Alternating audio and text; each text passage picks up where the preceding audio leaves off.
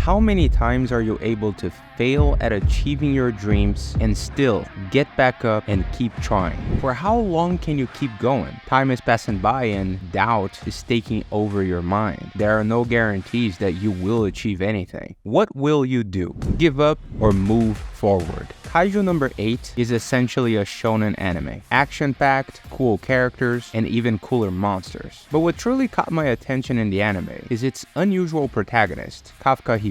Kafka had a dream, a simple one really. He wanted to join the defense force and protect the world from the terrifying Kaiju, monstrous creatures that threaten humanity. But reality can be quite cruel. He failed over and over again, watching others pass him by, younger and faster. Truth being said, Kafka had no talent or genetics to be part of the defense force. By the time he reached 32, he seemed to accept the fact that he wasn't built for it. He tried to settle and accept his reasonably good job as part of the cleaning team, but deep down, he knew that the job he had and the life he was living wasn't what he wanted for himself. He never forgot the promise he made to himself and to Mina, his childhood friend who at this point was a captain for the defense force and one of its strongest members. Just for a second, I want you to imagine yourself standing at that crossroads. You've given everything you have and yet is not enough. The world tells you to stop. Maybe it tells you to settle for something smaller,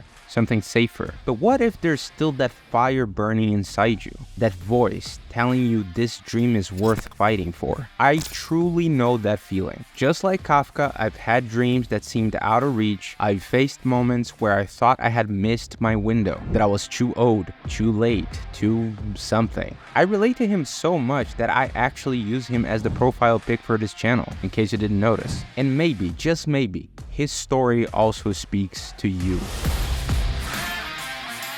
Here's the thing, Kafka's story didn't really end there, and neither should yours. In his darkest moment, when he was ready to give up, a spark reignited. It came from someone else, his co-worker and friend Ichikawa, who reminded him of the reason he started his journey in the first place. Sometimes it takes an outside voice to remind us of our inner strength. And deep down, we all need that. A friend, a mentor, some moment, even a fleeting moment of clarity to bring us back to who we really are. That moment when we stop listening to the noise of the world, the doubts, the fears, and we hear our heart speak again is a key moment to actually succeed. Kafka's determination was reborn, and that's when everything began to change. He didn't give up. He found a new path forward, or actually an old path forward, the same path he was always taking. He rediscovered the will of fire within himself one more time. He was willing to go for one last try to join the defense force, to finally stand side by side with Mina, and,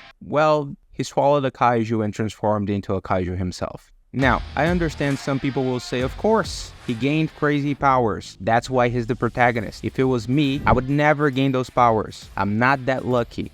But what you fail to realize, if you think like that, is that being a kaiju is exactly the one thing that will definitely exclude him from the defense force. It was technically the worst thing that could possibly happen to Kafka. Ichikawa even tells him that immediately after he became a kaiju for the first time. If anyone in the defense force find out about this, they're just going to end Kafka's life. Or, you know, throw him into a lab, make weapons out of his skin or some shit. I don't know. Of course, however, Kafka can turn into a human being again. And then you might say, see, he has powers and now he can use them to be approved in the tests of the defense force. However, if you paid attention to the story, you know that he didn't take the easy way out. He didn't use his newfound strength to cheat his way into the defense force. Instead, he fought just as hard as before, just like any other candidate, proving that his place was earned, not given. Even if it's just because, you know, he's a funny guy and the vice captain like his personality or something, like, whatever. The bottom line is that Kafka represents all of us to a degree. Making your dreams come true is about pushing past limitations, past the voices that say you can't, even when they come from within. I've been there. There were many times when I thought the easiest thing to do would be just to quit.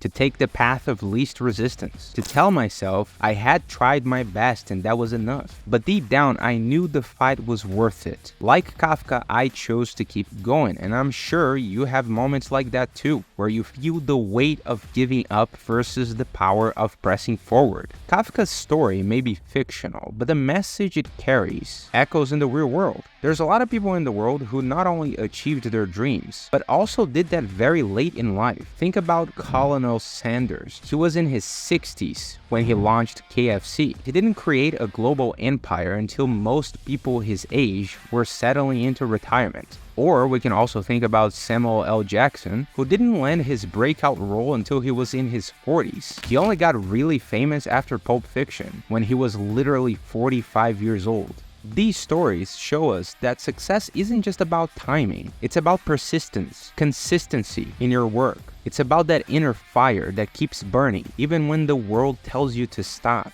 Kafka's journey reminds us that no dream has an expiration date. It's about showing up again and again, despite the setbacks, the failures, and the doubts. There's power in that. There's a beauty in resilience. Maybe you're watching this video because you felt like Kafka before. You've chased a dream for so long, but the road's been hard. Maybe you're starting to wonder if it's too late. And I'm here to tell you, it isn't. Whether you are 18 or 80, whether you've just begun or you've failed 1,000 times, your dream is still worth fighting for. I've walked this path too, and I can tell you, it's not always easy, but it's always worth it. The journey isn't about achieving some perfect, polished version of success. It's about the person you become along the way. Every failure, every obstacle, they shape you, and they will make the victory worth the wait. When you finally break through those walls, you realize that the dream wasn't just about the destination. It was about proving to yourself that you could keep going no matter what. And it's also about destination, of course. Like, we all want to get to the destination, obviously. I don't want to be that One Piece meme that says that the One Piece is the friends we made along the way. Like, yeah, kinda, but you know, it's also